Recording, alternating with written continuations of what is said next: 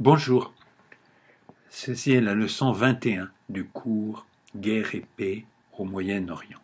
À la fin de la leçon précédente, nous étions rendus au début de 1980, quand la volonté de Khomeini, le leader de la République islamique en Iran, sa volonté de radicaliser la révolution a conduit à la prise d'otages dans l'ambassade américaine à Téhéran et donc à un isolement international croissant de l'Iran, ce qui va conduire à la guerre. Saddam Hussein, le dictateur irakien extrêmement ambitieux dont je vous parlais dans la leçon précédente, va penser que c'est le moment de profiter de cette situation de l'Iran pour obtenir des avantages très très importants. Alors, au cours de l'année 1980, les incidents se multiplient à la frontière entre l'Iran et l'Irak. Chacun des deux gouvernements, bien sûr, accuse l'autre d'être responsable de ces incidents.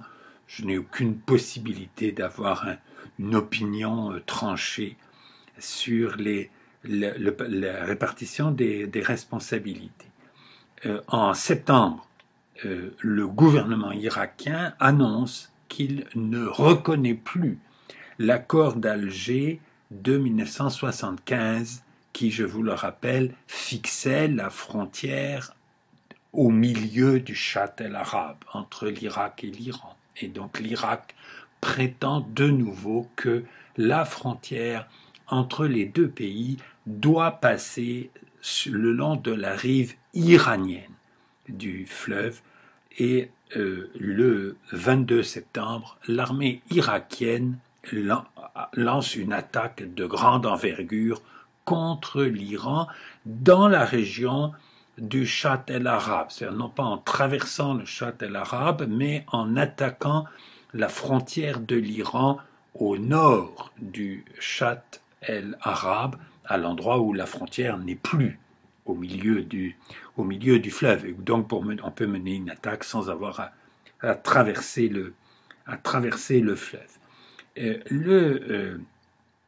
Quelles sont les motivations de cette décision d'entrer en guerre de la part de Saddam Hussein, qui est décideur presque unique? Il a sans doute eu des conseillers, mais on se demande quelle influence il pouvait avoir sur lui.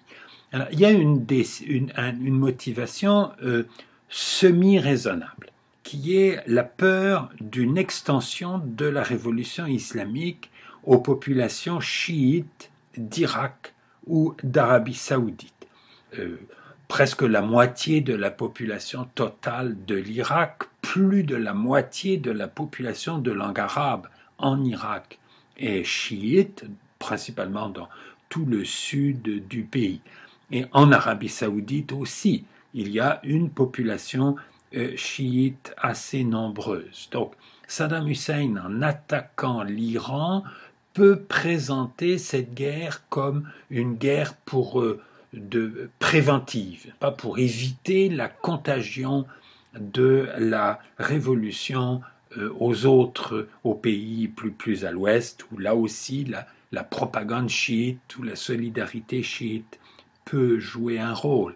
Et certains États arabes, dont l'Arabie saoudite, vont être solidaires de l'Irak ou vont aider l'Irak dans cette guerre pour cette raison. Si je peux me permettre un commentaire critique sur la décision de Saddam Hussein à ce moment-là, c'est un homme qui certainement avait très peu de connaissances de l'histoire des autres pays, mais évidemment, attaquer un pays où a lieu une révolution ne l'empêche pas d'exporter cette révolution.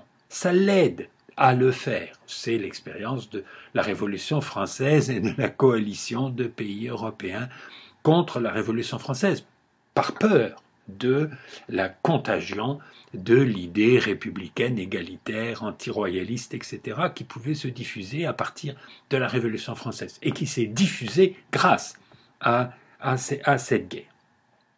Deuxième motivation de Saddam Hussein, plus conjoncturelle, c'est l'idée que l'Iran qui normalement est un pays plus puissant que l'Irak, depuis la fin de la protection britannique de l'Irak, l'Irak est un pays moins peuplé, avec moins de ressources, et ne peut pas faire jeu égal en termes de puissance militaire avec l'Iran. Sauf peut-être en 1980, parce que l'armée iranienne a été très largement désorganisée par la Révolution. Dans les premiers mois de la Révolution, un grand nombre d'officiers qui sont accusés d'avoir été les complices du Shah sont jugés de façon expéditive. On est jugé en quelques heures, un soir, et on est fusillé le lendemain matin. Il y a une liquidation des cadres qui étaient les cadres de l'armée iranienne, enfin au moins d'une partie d'entre eux, et surtout le conflit avec les États-Unis qui résulte de la prise d'otages de l'automne 1979 et le fait que tout le matériel militaire iranien est d'origine américaine. Ça prend une aide technique, ça prend des pièces détachées, ça prend des armes de remplacement, de mener une guerre, d'avoir rompu complètement avec le principal fournisseur d'armes de l'Iran. Évidemment, c'est un gros handicap pour l'armée iranienne. Donc il y a l'idée là que l'Iran est exceptionnellement faible temporairement, que c'est la conséquence de la révolution. Et que donc il faut saisir l'occasion de la faiblesse temporaire de l'Iran, due à la répression contre les officiers et en conflit avec les États-Unis, pour essayer d'obtenir officiellement le tracé plus avantageux de nouveau de la frontière sur le Châtel arabe, ce qui est vraiment un objectif mineur, peut-être d'annexer une partie de la région du sud-ouest de l'Iran, qui est à la fois la principale région productrice de pétrole de l'Iran et une région de l'Iran où une partie de la population est de langue arabe. Je vous ai déjà dit, il y a de nombreuses minorités ethniques ou linguistiques en Iran, et notamment il y a là une population de langue arabe qui, théoriquement, pourrait être absorbée soit dans l'Irak, soit même dans la grande nation arabe, dont rêve sans doute Saddam Hussein. Je vous ai dit dans la leçon précédente, l'Irak, à partir de 1975, à partir du moment où il est clair que l'Égypte se retire du conflit contre Israël et donc renonce à jouer un rôle de leader dans le monde arabe. Cette position de leader, elle est disponible et un des pays les mieux placés pour prétendre à ce leadership, c'est l'Irak. Et la guerre contre l'Iran, la solidarité des autres États arabes avec l'Irak, parce que les autres États arabes, notamment, peuvent redouter la contagion de la révolution iranienne, que la guerre contre l'Iran peut jouer pour Saddam Hussein le rôle qu'avaient joué les guerres contre Israël pour Nasser dans le passé, qui était un des principaux moyens qu'il utilisait pour s'affirmer comme le leader de la nation, la nation arabe. Donc, les autres pays arabes, même s'ils désapprouvent l'entrée en guerre, tous les pays arabes, ce n'est pas sûr. Il y a au moins une déclaration publique de Sadat, le président égyptien, au moment de l'entrée en guerre de l'Irak contre l'Iran, qui est une déclaration qui n'est pas du tout favorable à l'Irak. C'est une déclaration dans laquelle il dénonce l'irresponsabilité de tous les dirigeants concernés. Où il renvoie dos à dos les dirigeants iraniens et les dirigeants irakiens comme étant collectivement responsables de cette guerre absurde qu'il dénonce. à l'exception de Sadat, de l'Égypte et des déclarations de Sadat à ce moment-là, l'Égypte, très vite, nous allons le voir, va soutenir l'Irak à sa façon dans cette guerre. Et il y a la Syrie. Alors la Syrie est l'allié de l'Iran. Elle devient l'allié de l'Iran, en partie par solidarité religieuse. Les Alaouites, qui sont en partie au pouvoir en Syrie, se considérant comme plus proches des chiites que des sunnites, ou se sentant menacés par les sunnites comme les chiites sont menacés par les sunnites. Et la Syrie, qui est presque toujours considérée que la principale menace pour elle, c'était l'Irak.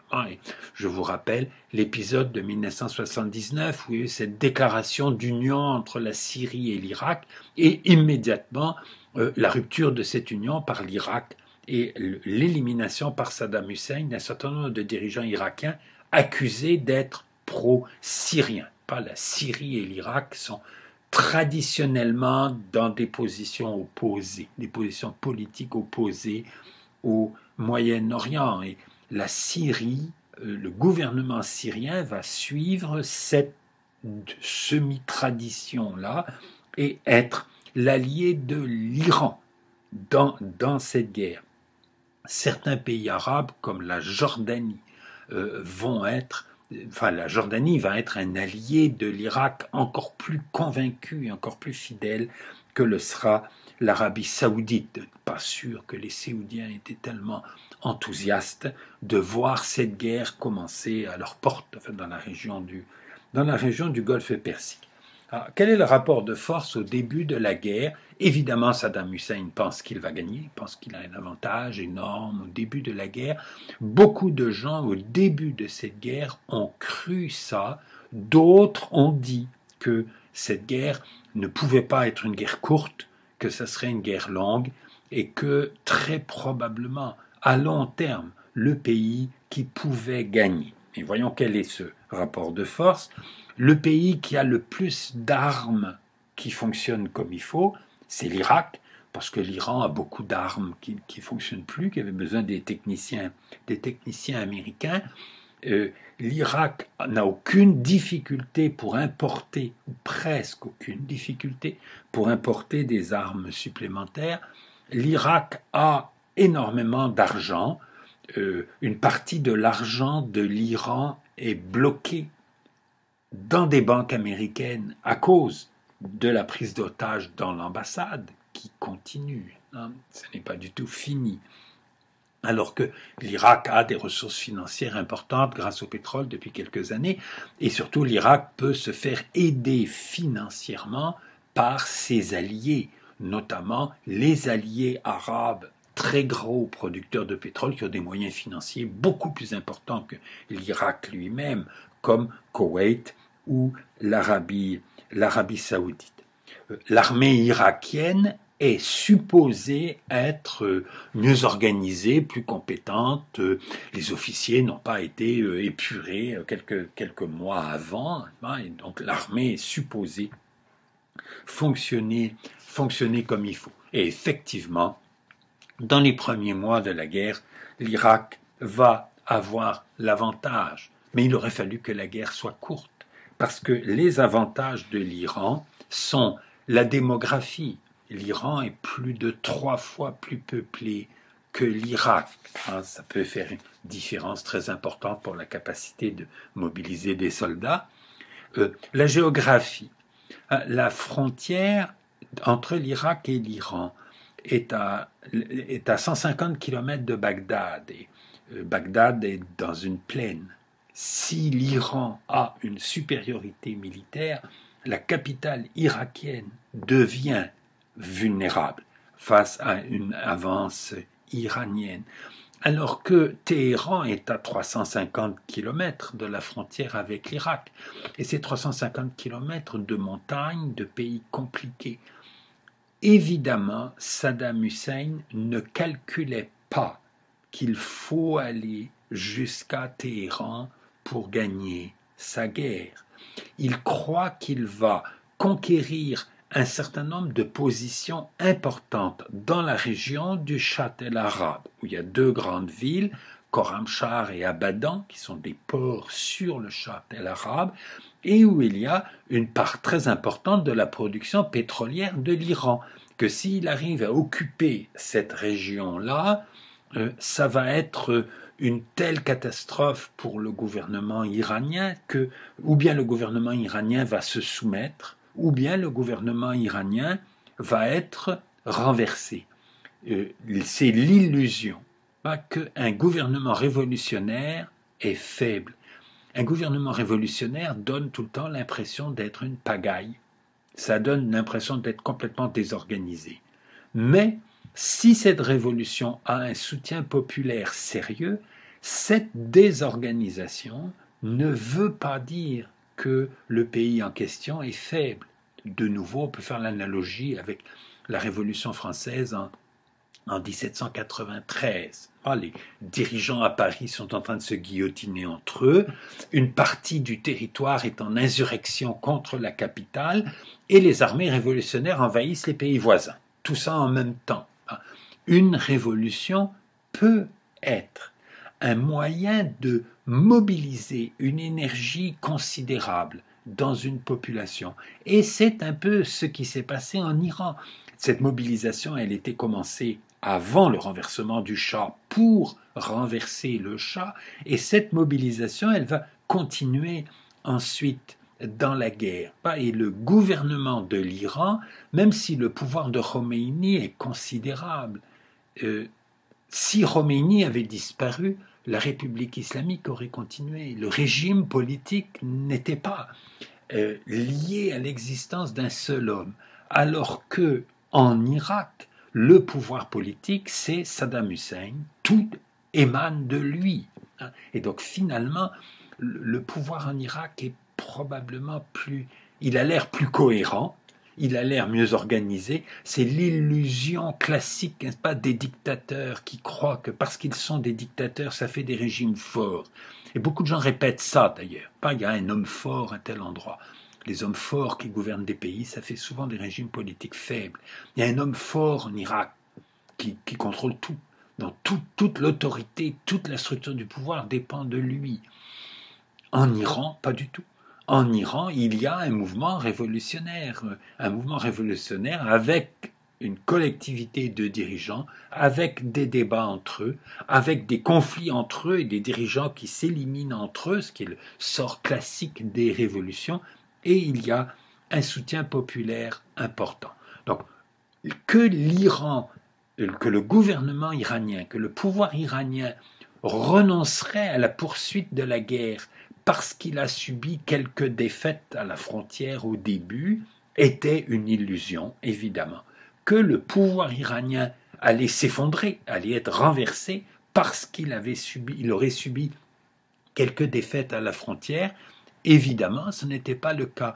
Et l'idée que l'armée irakienne aurait eu la possibilité d'avancer jusqu'à Téhéran, je ne sais pas si Saddam Hussein ne peut pas savoir quelles étaient les suppositions et les attentes de Saddam Hussein.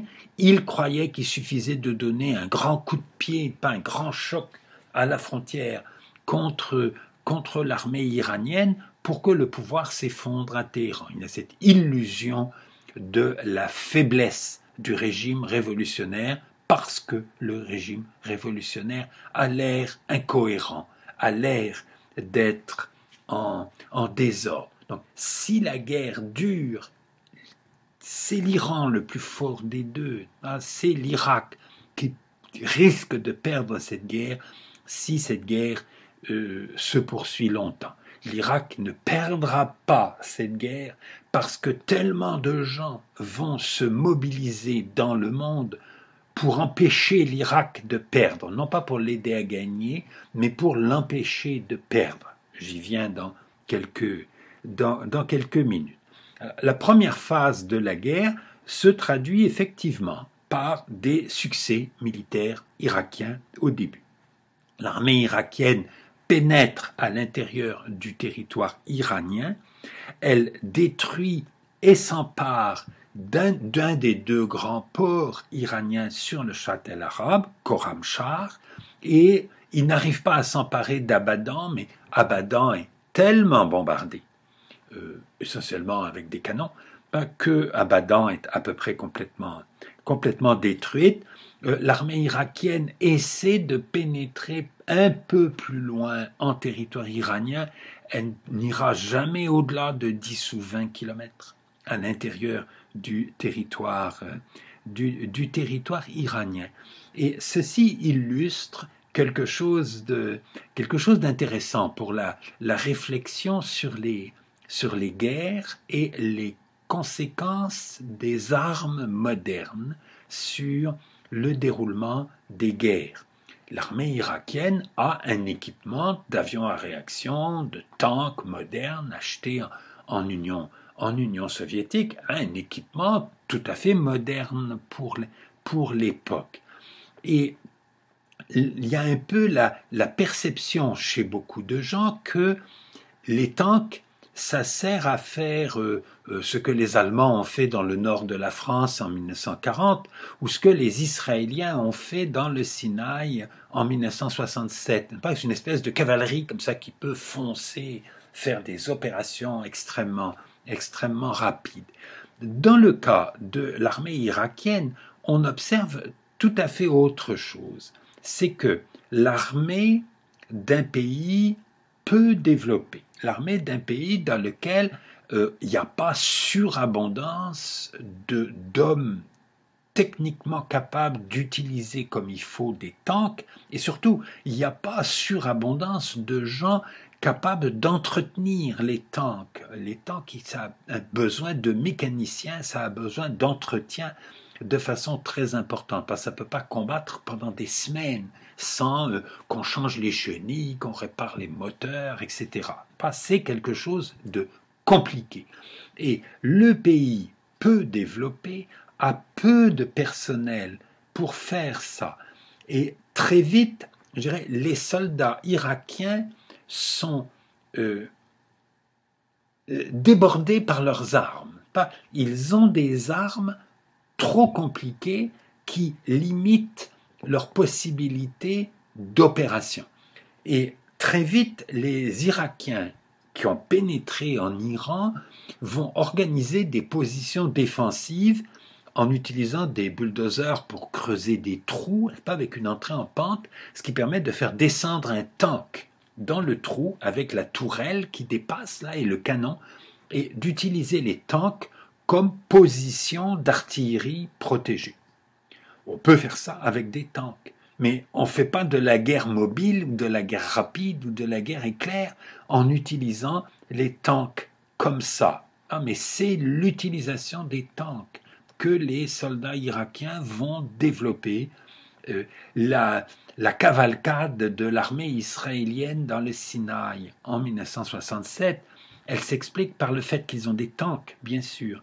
Elle s'explique aussi par le fait qu'ils ont une supériorité technique énorme sur leurs adversaires, comme les Allemands dans le nord de la France en 1940 d'ailleurs. C'est la supériorité technique des soldats allemands et de leurs officiers, leurs sous-officiers, par rapport aux soldats français, qui est la vraie explication de la défaite française tellement rapide de 1940.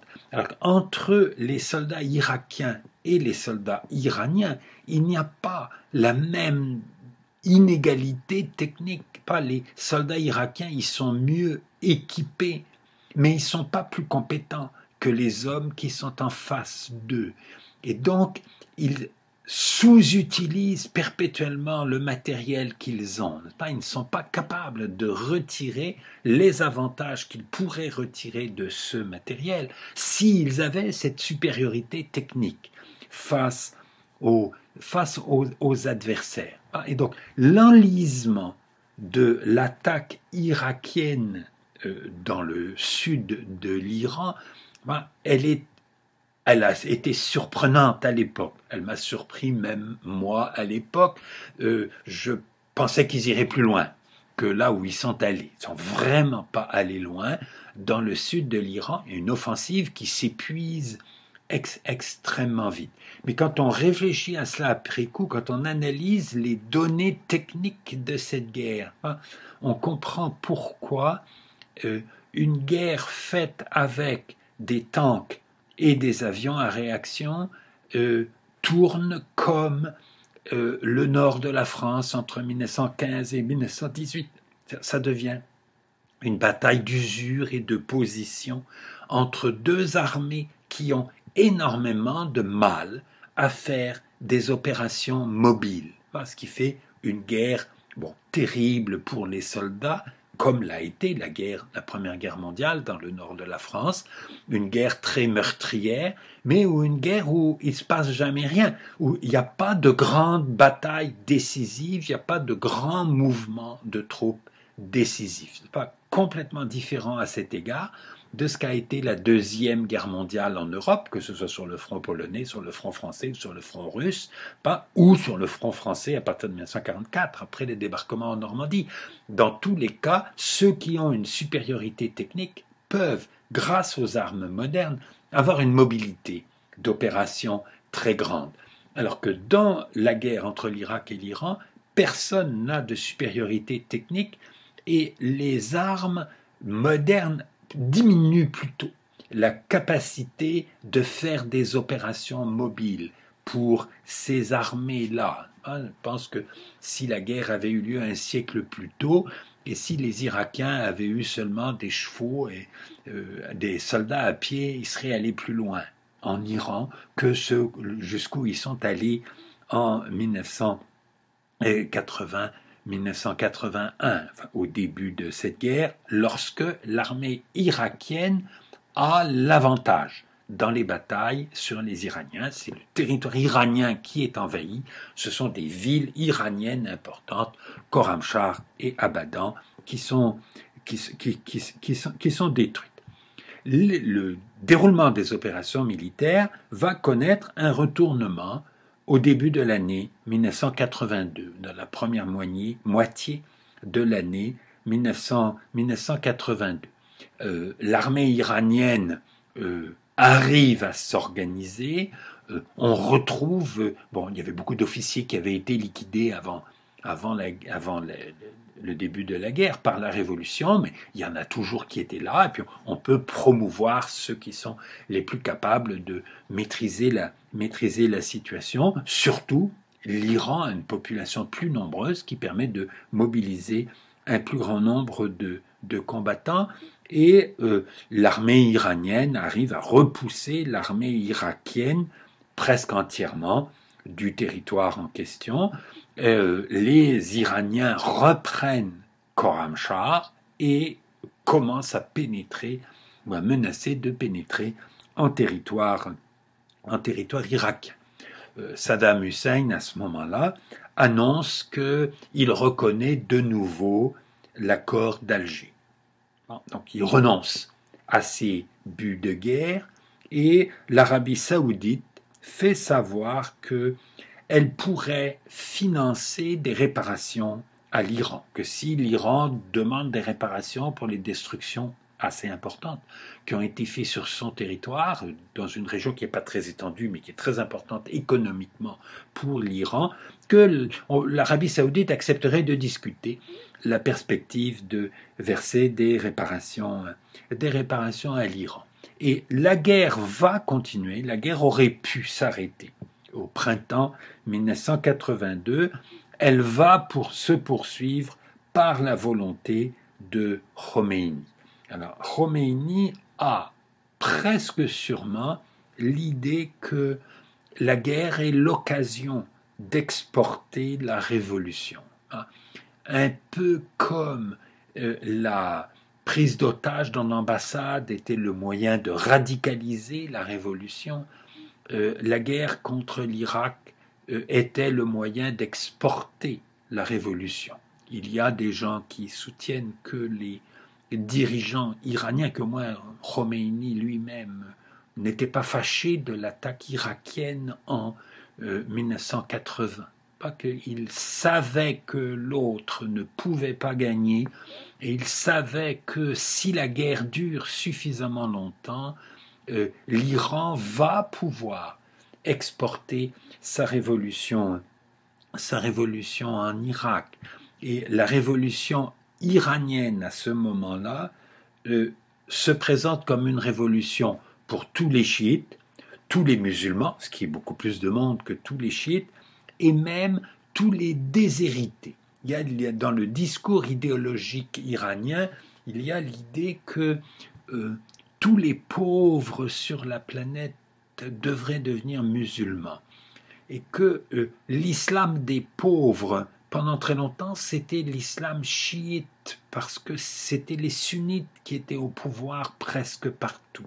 Il y a donc tout un discours sur tous les déshérités du monde vont comprendre, grâce à la révolution iranienne, que leur avenir, la possibilité pour eux d'améliorer leur situation, c'est de se rallier à cette révolution iranienne. Il y a très clairement un objectif d'extension de la révolution, et le pays où c'est le plus facile d'étendre la révolution iranienne, c'est l'Irak, évidemment, parce que c'est là qu'il y a cette population chiite très nombreuse, et qui sont des chiites qui sont perpétuellement en contact avec les chiites iraniens. J'ai déjà eu l'occasion de le souligner à cause des villes de pèlerinage en Irak, avec les Iraniens qui se rendent en pèlerinage, avec les membres du clergé chiite en Irak, beaucoup d'entre eux qui ont étudié en Iran pour acquérir leurs compétences de mollah et ensuite d'entrer dans la hiérarchie pour devenir ayatollah.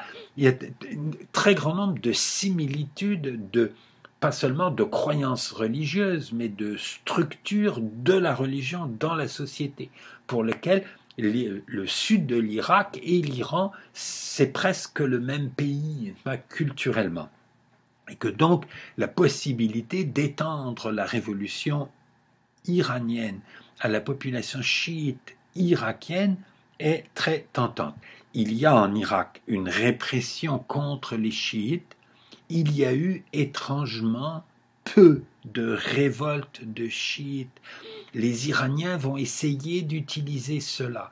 Notamment, quand ils font des prisonniers, une bonne partie des prisonniers irakiens capturés par les Iraniens sont des chiites, et ils essaient de les réorganiser, de les faire combattre avec eux contre leur pays d'origine, ce qui a été dénoncé par la Croix-Rouge à l'époque comme quelque chose qu'on n'a pas le droit de faire dans une guerre, ce qui est le cas. On n'a pas le droit de réutiliser les prisonniers qu'on a fait pour les faire combattre contre leur pays d'origine. Donc il y a toute une volonté d'exportation de la révolution. Et l'idée que la guerre, elle est l'occasion d'exporter la révolution.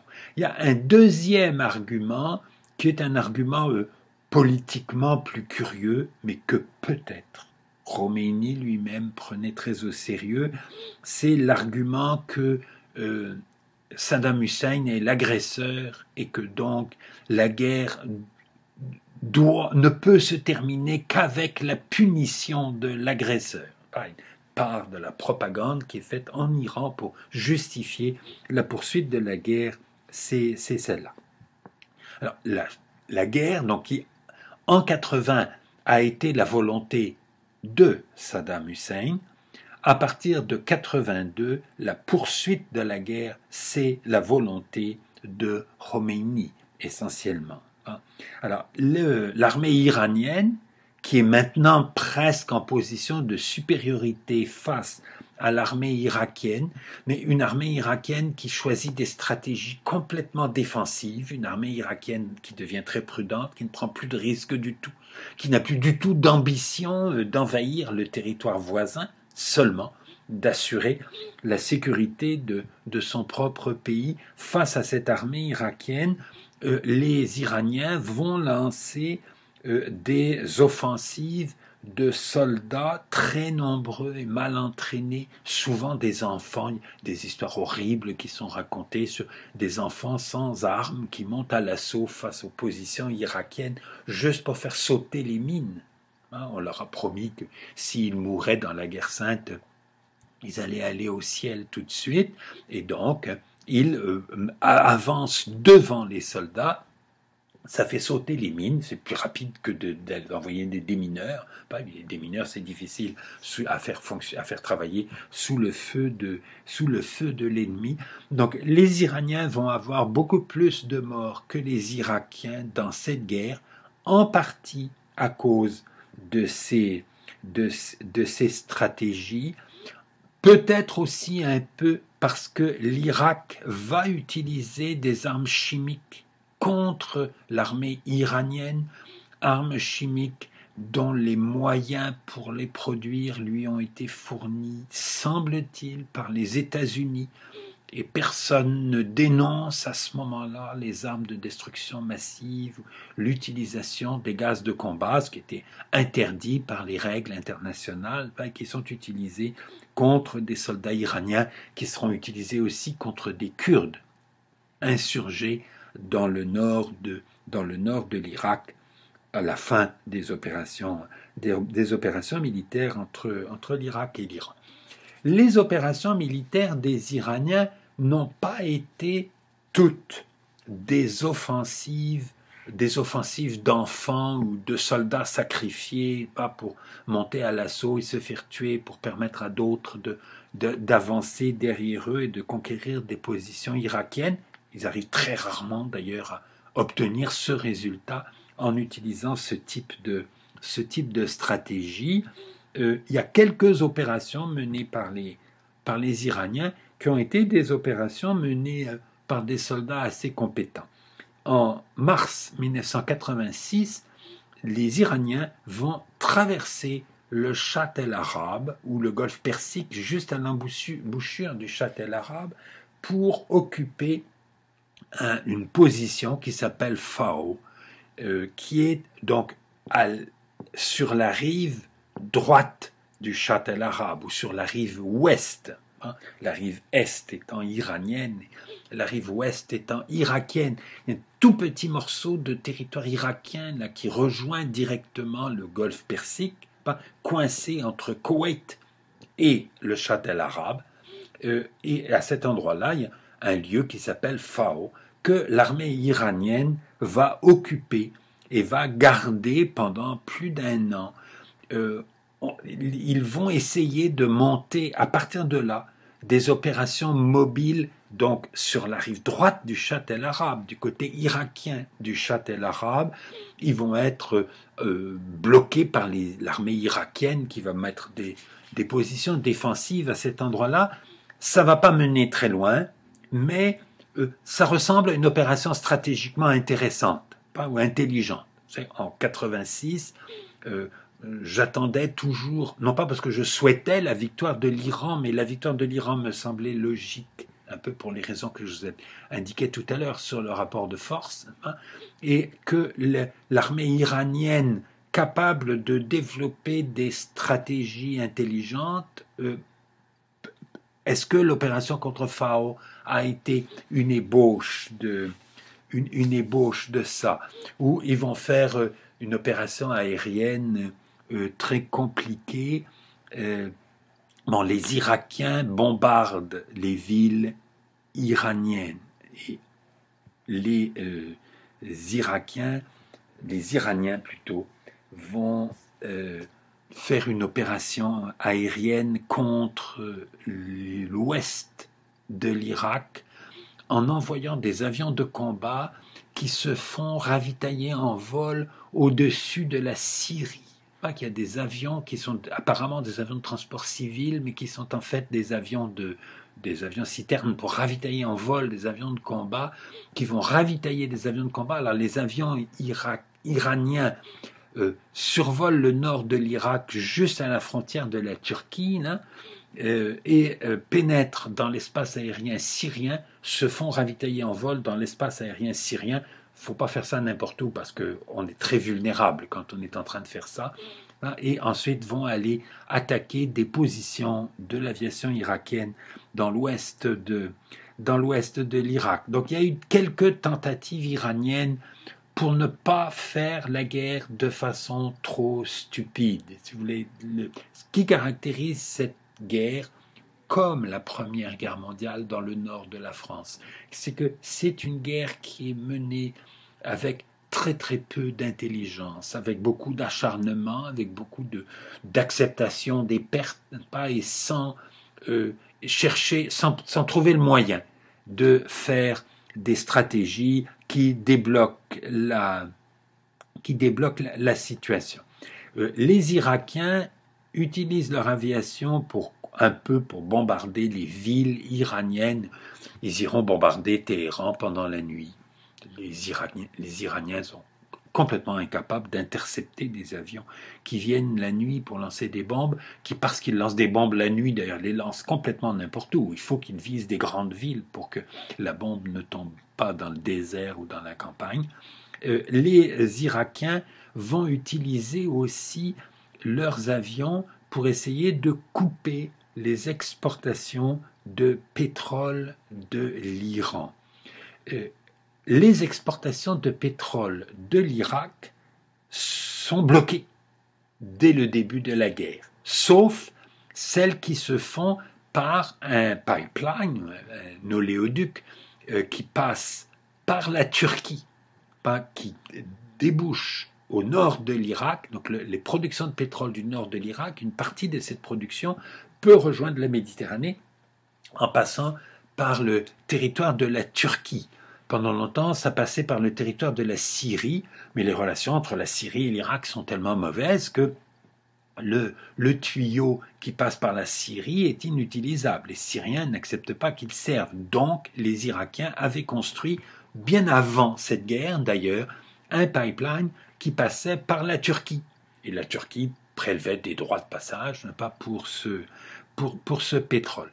Donc une partie du pétrole irakien continue à s'exporter de cette façon. Mais le pétrole produit dans le sud de l'Irak, et la production pétrolière de l'Irak, elle est davantage dans le sud que dans le nord, ce pétrole, il s'exportait en pétrolier à partir de Bassora, il n'y a plus moyen. Il n'est pas question de passer par le Chat el-Arabe pour exporter du pétrole. Et les Séoudiens et les Koweïtiens vont honorer les contrats pétroliers de l'Irak et verser l'argent à l'Irak. Bon, donc l'Irak, une partie de sa production de pétrole ne s'exporte plus, mais les revenus de l'Irak ne sont pas diminués pour autant grâce à l'aide que lui apportent les pays comme l'Arabie saoudite et le Koweït. Et les Irakiens vont utiliser des bateaux, des petits bateaux de surface pour attaquer la navigation des pétroliers dans le golfe Persique, et surtout, ils vont utiliser des avions pour aller lancer des missiles contre les pétroliers. Et les Iraniens, qui ne peuvent pas riposter contre les pétroliers à destination de l'Irak, parce qu'il n'y a plus de pétroliers qui sont à destination de l'Irak, ils vont attaquer les pétroliers à destination de Koweït, puisque Koweït finance la guerre de l'Irak. Les Irakiens, pendant toute cette guerre, vont avoir très peu de problèmes pour acheter des armes. Les Iraniens vont en avoir beaucoup plus parce que presque toutes leurs armes, ils doivent les acheter en contrebande à cause des sanctions qui ont été prises en 1979-80 à cause de l'occupation de l'ambassade américaine.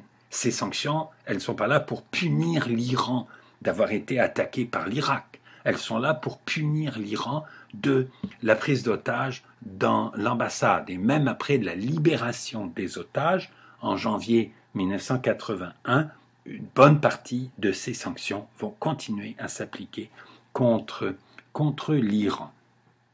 Quelle est la position des autres pays par rapport à cette guerre? La position d'abord des grandes puissances. Les Iraniens, bien sûr, ont accusé les États-Unis d'avoir poussé Saddam Hussein à les attaquer en septembre 80, comme punition de la prise d'otages ou même comme moyen de forcer l'Iran à libérer les otages. Et ça a eu effectivement ce résultat. Les Iraniens ont besoin des quelques milliards de dollars qui sont dans des banques américaines et que les États-Unis sont prêts à débloquer si les otages sont libérés et qui seront développés, ces milliards de dollars qui seront effectivement débloqués au début de 1981 à la suite de la libération des otages. Donc il y a évidemment une tentation des Iraniens de voir dans l'attaque irakienne un élément de complot des États-Unis.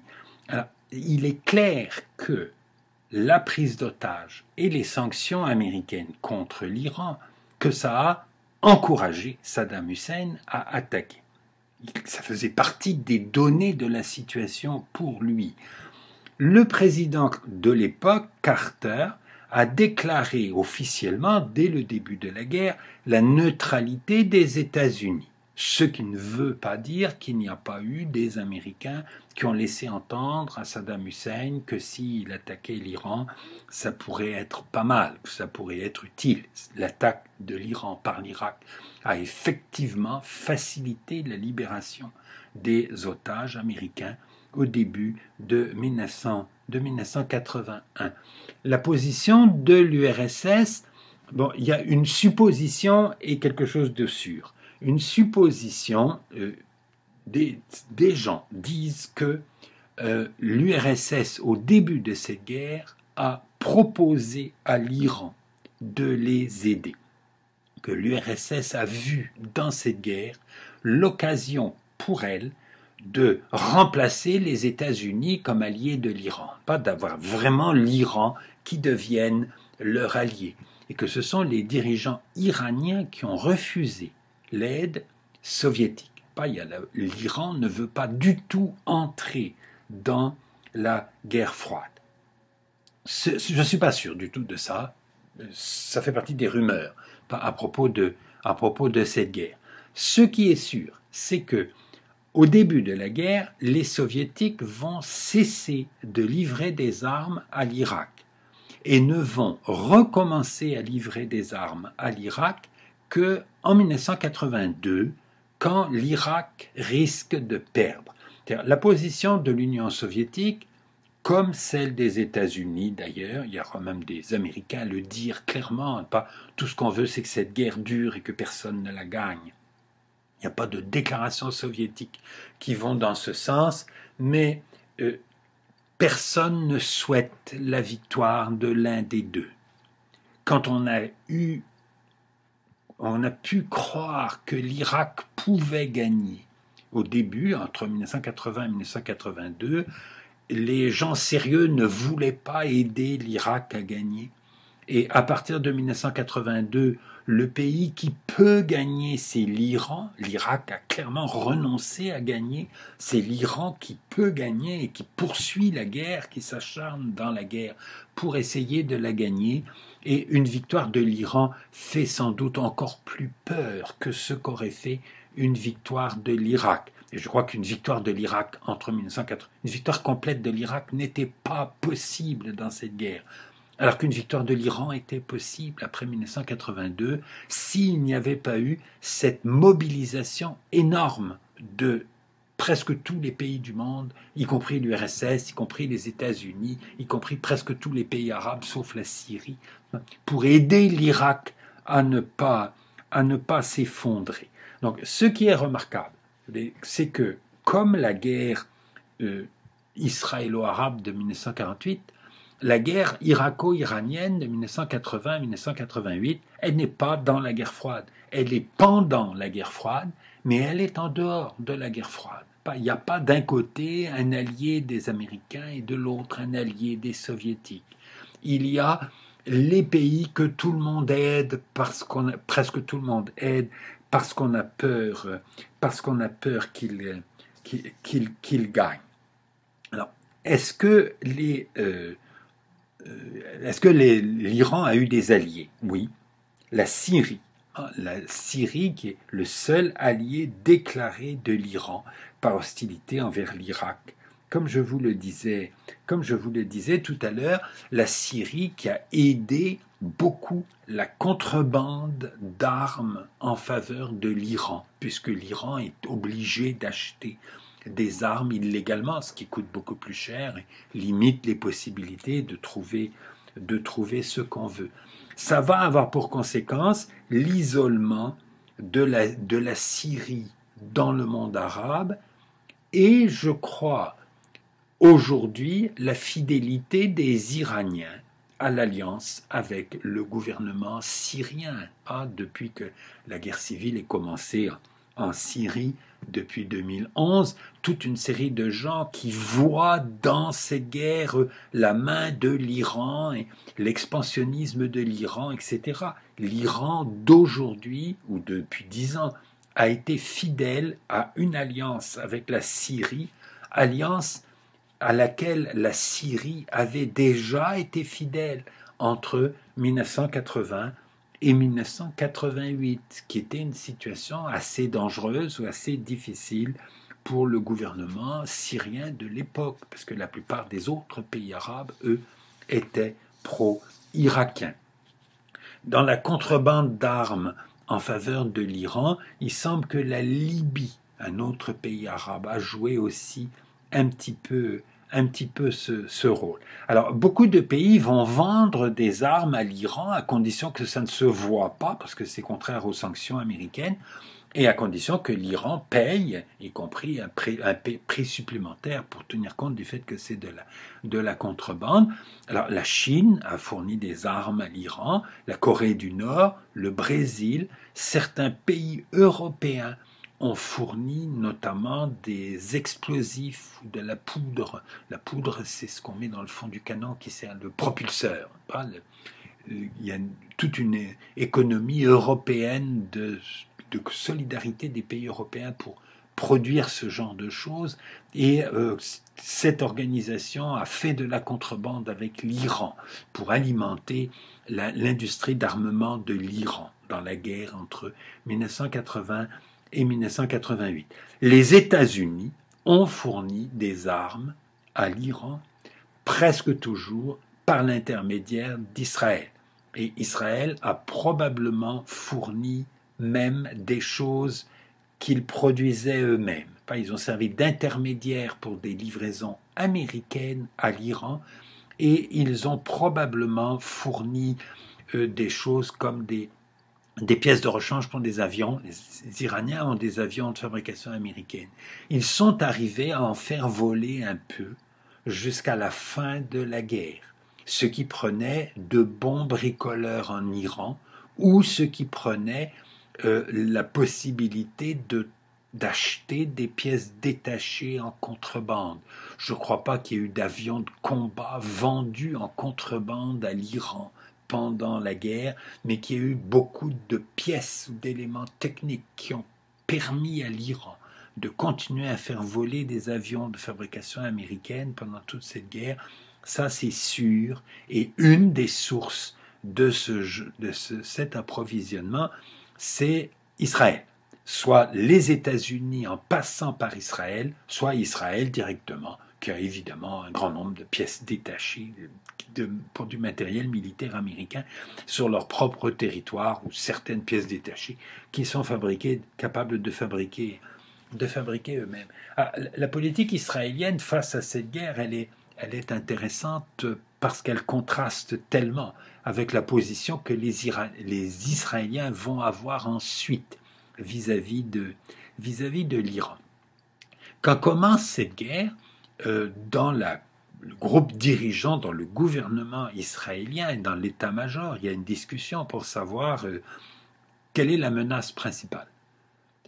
Est-ce qu'on souhaite une victoire de l'Iran contre l'Irak, parce que l'Irak est un pays arabe et l'Irak est théoriquement en guerre contre Israël, ou est-ce qu'on souhaite une victoire de l'Irak parce que l'Iran est une puissance révolutionnaire dont les dirigeants font des discours de solidarité avec les Palestiniens.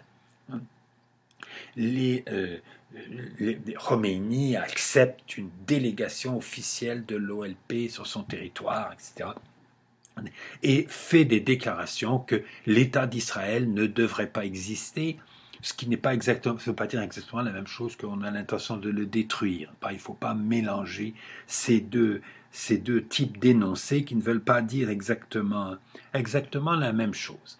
Et les Israéliens finissent par décider que leur stratégie traditionnelle dans la région, c'était de faire des alliances avec les pays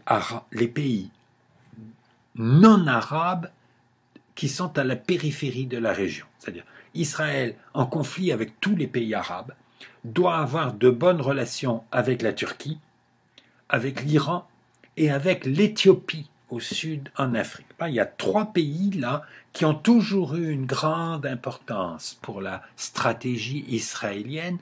Lorsque l'Éthiopie devient un régime communiste aidé par l'Union soviétique au milieu des années 1970, l'Éthiopie communiste continue à recevoir des armes d'Israël.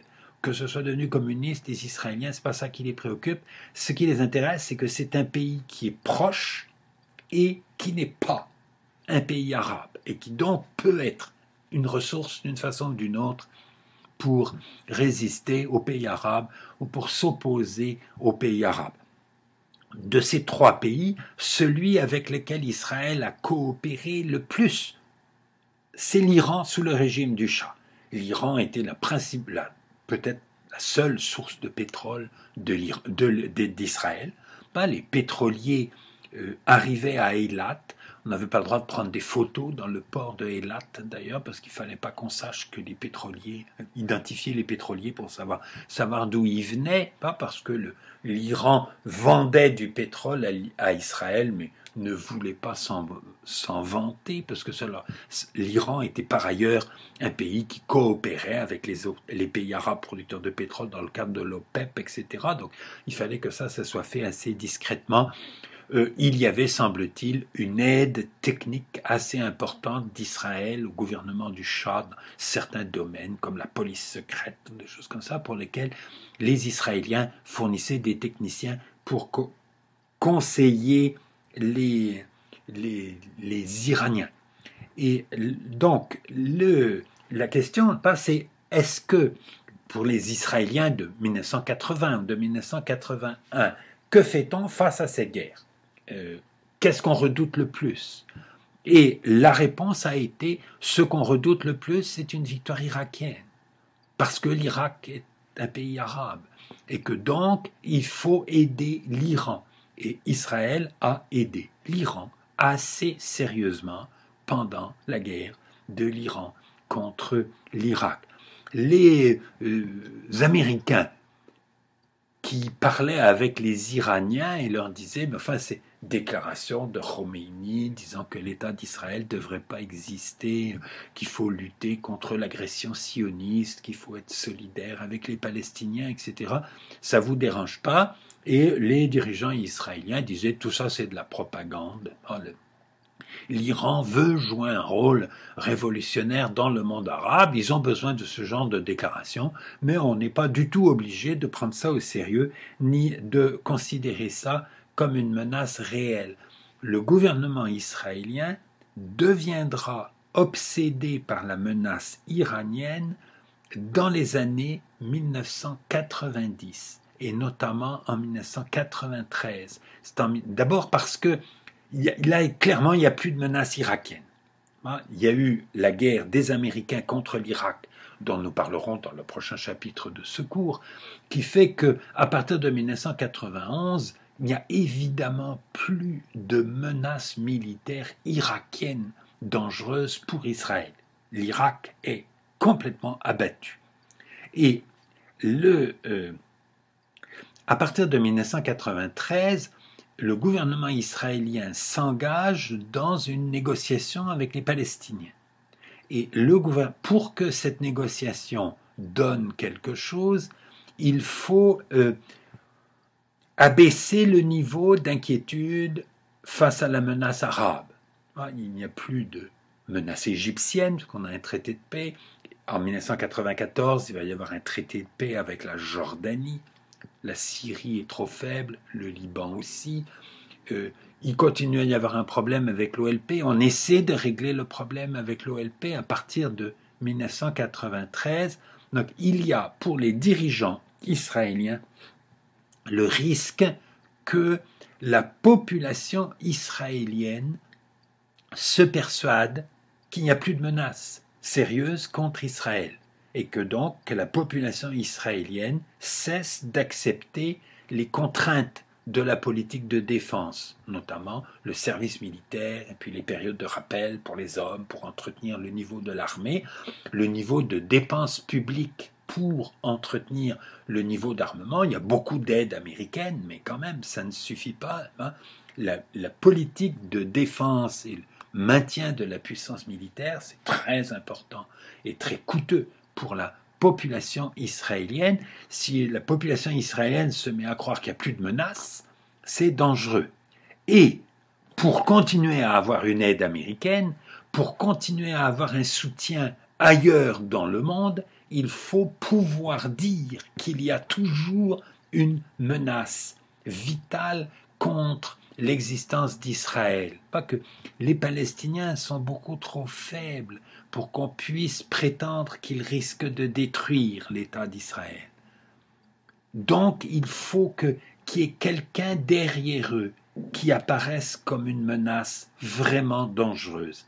Et c'est l'Iran qui va se mettre à jouer ce rôle à partir de 1993-94 et qui joue ce rôle maintenant depuis une bonne vingtaine d'années au moins dans la politique israélienne, de répéter tout le temps, il y a la menace iranienne, il y a la menace iranienne, il y a la menace iranienne. Bon, j'aurai l'occasion d'y revenir un petit peu plus longuement plus tard, mais le comportement des Israéliens pendant la guerre entre l'Irak et l'Iran est intéressant. C'est intéressant de se souvenir que dans la guerre entre l'Irak et l'Iran, Israël était plutôt pro-iranien et a plutôt aidé l'Iran dans cette guerre, et qu'à l'époque, les déclarations plus ou moins incendiaires, anti-israéliennes ou anti-sionistes de dirigeants iraniens, ça ne les inquiétait pas, pas tellement. Pour les autres pays de la région, pour la Turquie, cette guerre a été très, très importante. La Turquie de 1980 est un pays qui est dans une situation économique épouvantable, essentiellement à cause de l'augmentation du prix du pétrole à partir de 1973 et puis un nouveau doublement en 1978. La Turquie a besoin d'importer beaucoup de pétrole. C'est un pays semi-développé, c'est un pays avec le transport routier est extrêmement important. Il y a beaucoup d'industries réelles dans le pays qui ont besoin de ressources pétrolières importantes. Le quadruplement et puis ensuite la multiplication par 8 à partir de 1978, pas par 4 et puis ensuite par 2. Donc par 8 par rapport au début de 1973 du prix du pétrole, pour les échanges extérieurs de la Turquie, pour la balance des paiements de la Turquie, une catastrophe complète. En Turquie, en 1979-80, on ne peut plus acheter de café, c'est devenu trop cher. Ils sont obligés de se mettre à cultiver du thé sur leur propre territoire pour échapper pour compenser la pénurie de café. Enfin, vous avez une situation économique qui est vraiment extrêmement catastrophique, et la guerre entre l'Irak et l'Iran va aider beaucoup la Turquie à reconstruire une économie qui fonctionne assez bien au cours des années 80, parce que la Turquie développe des échanges très importants avec les deux pays en guerre. L'Iran, qui a des difficultés énormes d'approvisionnement vis-à-vis du reste du monde, peut acheter beaucoup de choses en Turquie, y compris de la nourriture, y compris des tas de choses, et la même chose en Irak. Et la Turquie devient fournisseur de nourriture, fournisseur de chaussures pour les soldats, fournisseur de ciment pour les fortifications, fournisseur d'énormément de choses à destination des deux pays. Donc cette guerre va aider la Turquie à rebâtir une économie qui fonctionne, et la Turquie va réussir ça avec ce que je trouve est une réussite diplomatique assez intéressante. Vous avez un pays, la Turquie, qui a deux de ses voisins, l'Iran et l'Irak, qui sont en guerre l'un contre l'autre. Il faut faire attention à ne pas être entraîné dans cette guerre. Alors la Turquie a un argument très fort, c'est que elle est un pays qui peut fournir énormément de choses, de ressources, de marchandises aux deux pays qui en ont besoin. Encore faut-il être capable de se faire respecter. Alors là, il y a deux anecdotes qui se sont produites pendant cette guerre. Un pétrolier turc qui était à destination de l'Iran, qui allait embarquer du pétrole en Iran, a été attaqué par un avion irakien. Et 2 jours après, un ministre irakien était en visite à Ankara, la capitale de la Turquie, a été convoqué. Et les Turcs lui ont expliqué que si l'Irak voulait continuer à recevoir les ressources qu'il recevait de Turquie, et que si l'Irak voulait pouvoir continuer à faire couler son pétrole vers la Méditerranée et dans le nord, en passant par le territoire de la Turquie, il ne fallait pas attaquer les pétroliers turcs dans le golfe Persique.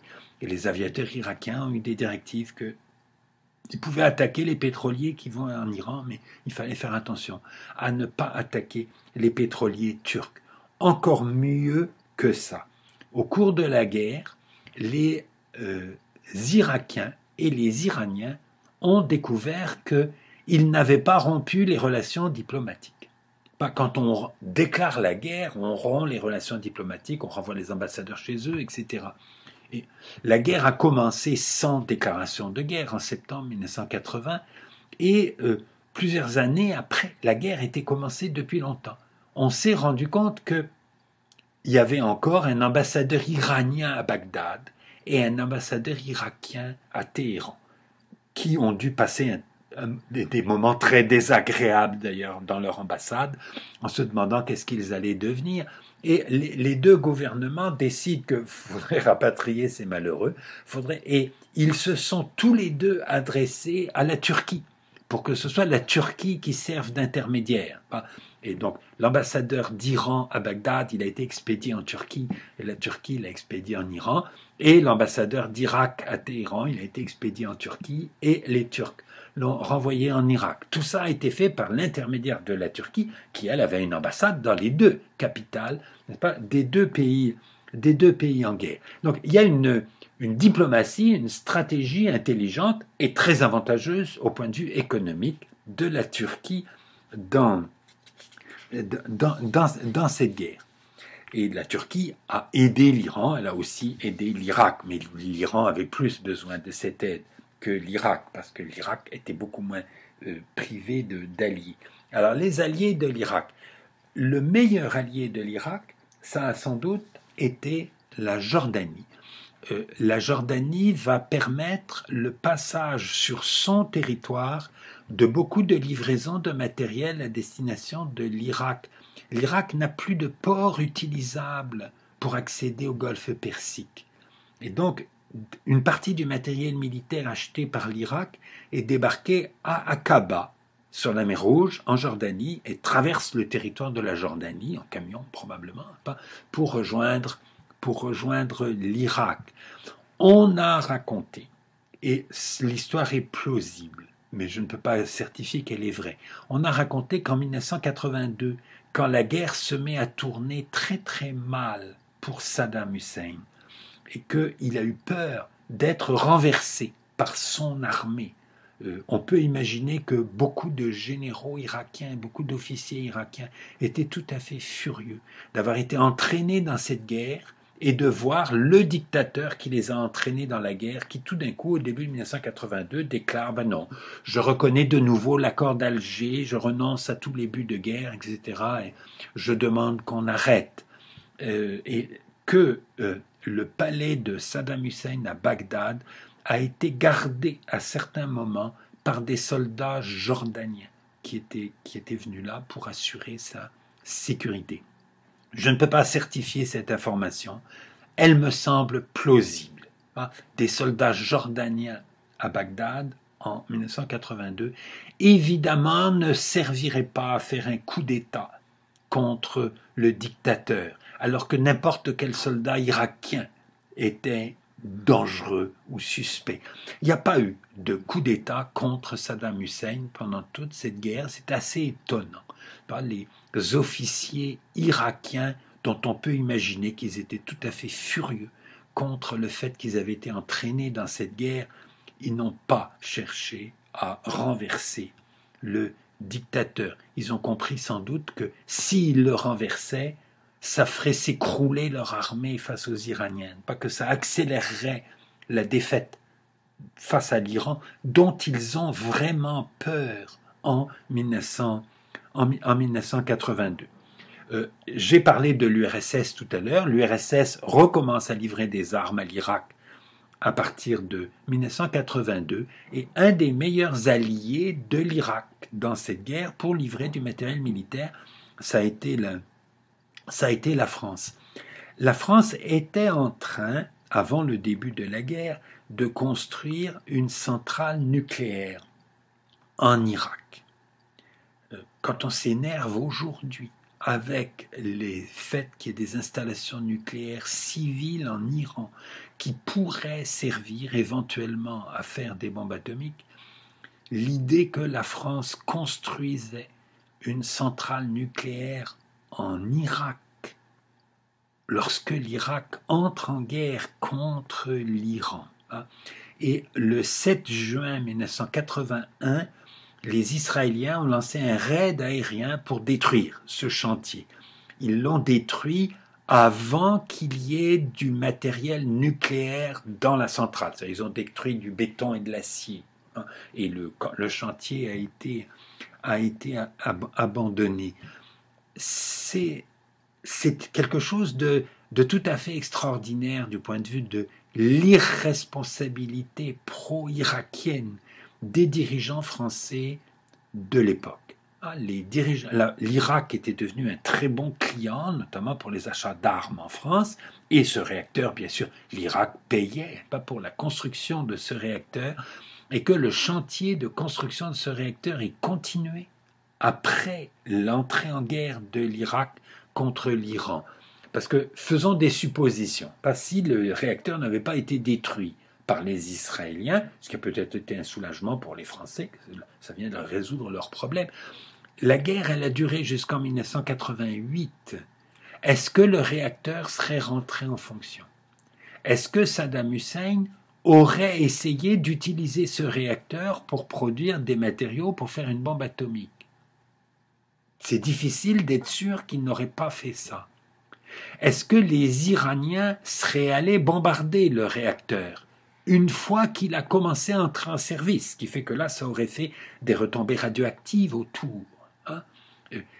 Ce chantier de construction d'un réacteur nucléaire en Irak, alors que l'Irak est en guerre contre l'Iran, était un cas d'irresponsabilité, je trouve, complète de la part des dirigeants français de l'époque, et était quelque chose de beaucoup plus grave que tout ce que l'on soupçonne aujourd'hui les Iraniens de faire ou de vouloir faire.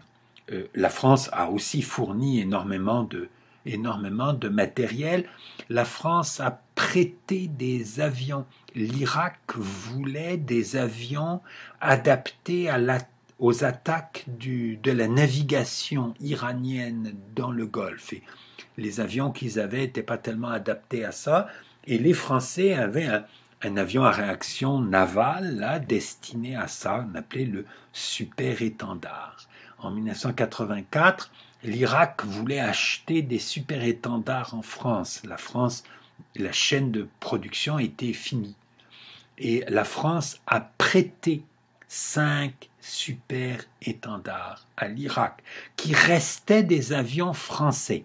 Donc il y a eu des avions qui appartenaient à la France, qui ont été prêtés à l'Irak pour que l'Irak les utilise pour attaquer des pétroliers à destination de l'Iran dans le Golfe Persique. La France a récupéré 4 de ces 5 super-étendards. Il y en a eu un qui a été abattu par les Iraniens.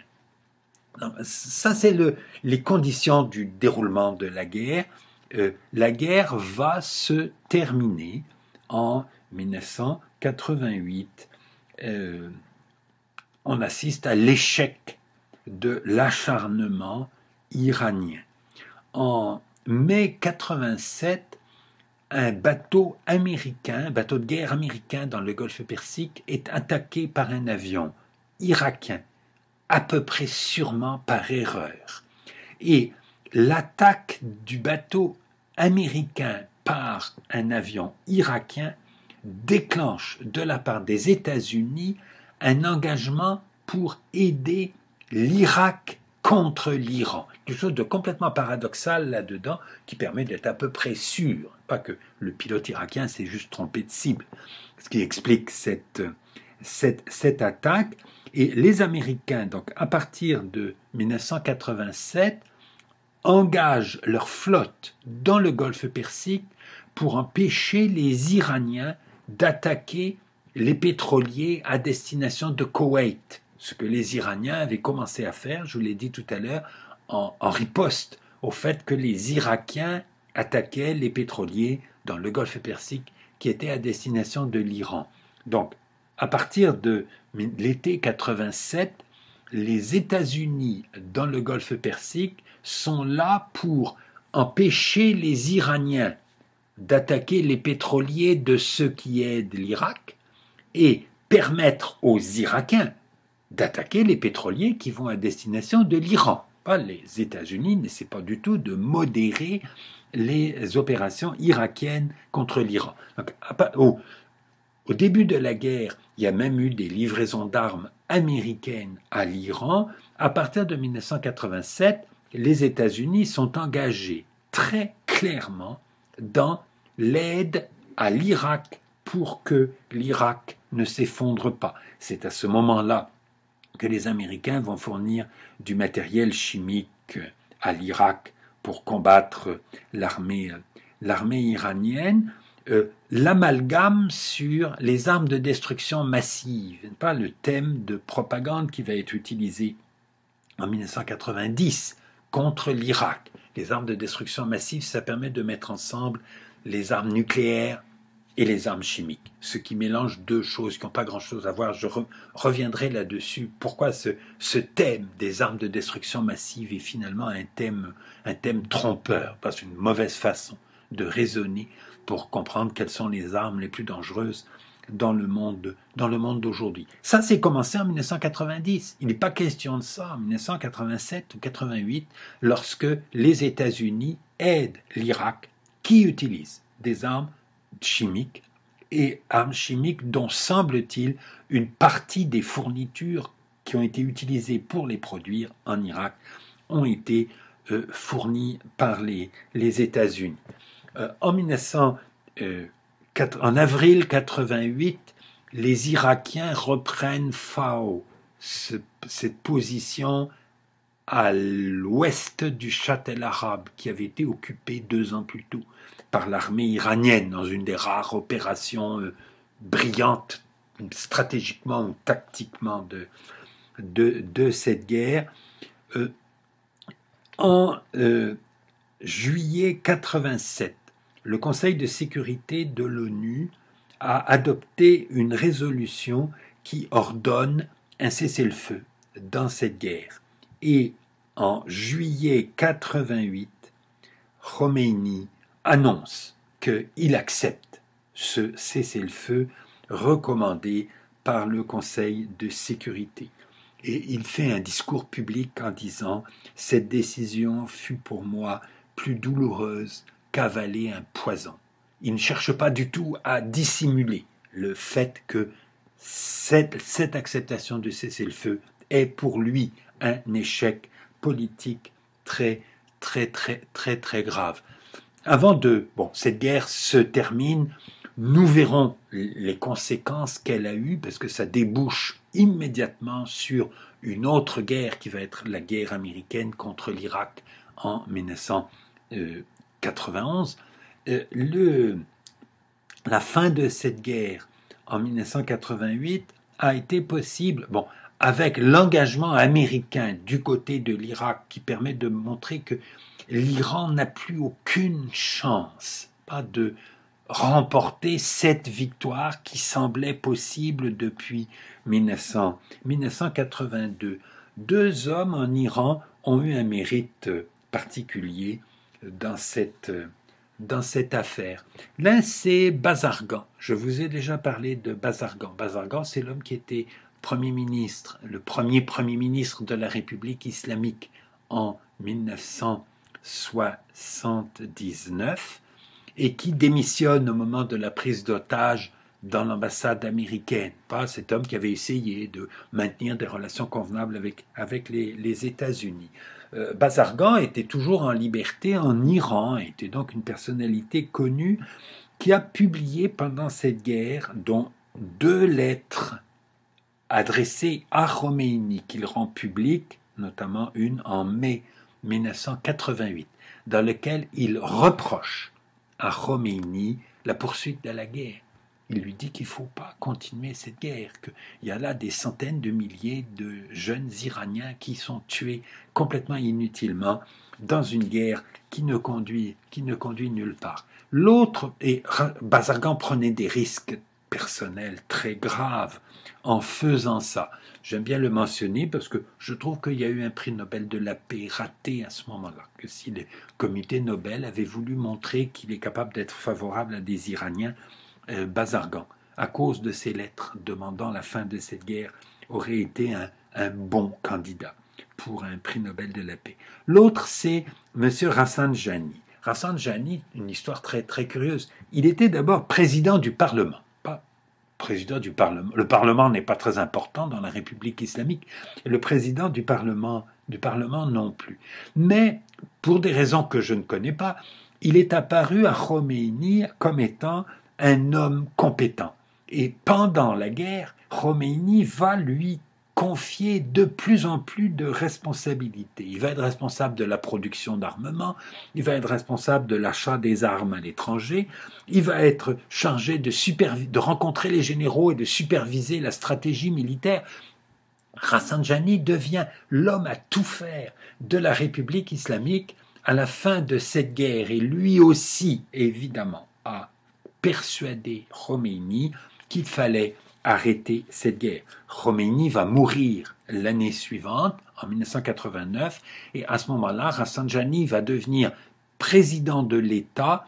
Aujourd'hui, le président en Iran n'est pas du tout le principal décideur, mais Rafsanjani, quand il était président, a été le principal décideur en Iran, donc de 1989 à 1997. Il va faire 2 mandats de 4 ans comme président et il est le modéré pragmatique, cynique certainement, capable de stabiliser la situation de l'Iran au sortir de cette guerre. Très rapidement, sur les conséquences immédiates de la guerre, la plupart des auteurs qui traitent de cette guerre disent « cette guerre a fait 1 million de morts ». Probablement 2 tiers ou 3 quarts d'Iraniens. Beaucoup plus d'Iraniens que d'Irakiens, ça c'est sûr. La façon dont ont été conduites les opérations militaires par l'armée iranienne permet d'être sûr de ça.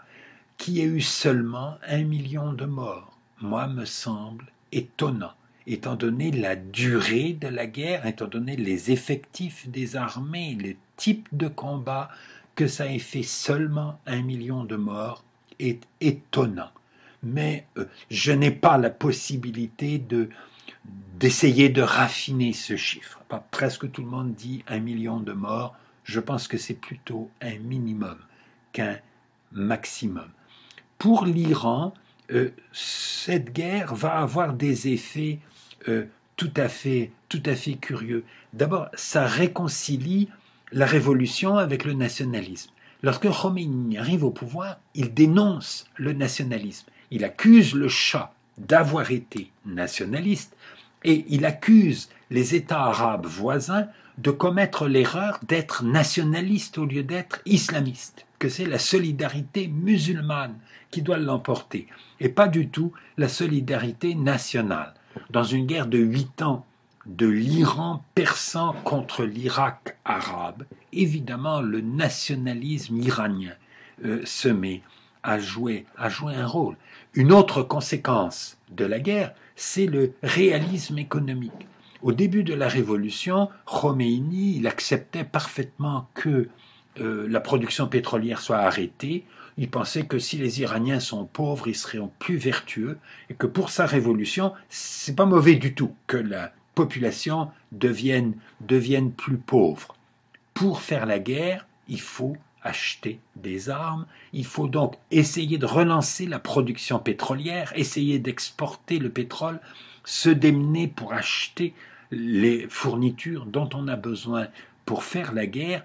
Il y a un réalisme économique qui pénètre de nouveau dans la société iranienne. Et enfin, ça c'est le grand paradoxe de la révolution iranienne, c'est le progrès des femmes dans la vie sociale, ce qui est quelque chose qu'on observe aussi dans les pays européens ou occidentaux pendant les 2 guerres mondiales. Les hommes sont au front, il faut faire travailler les femmes beaucoup plus.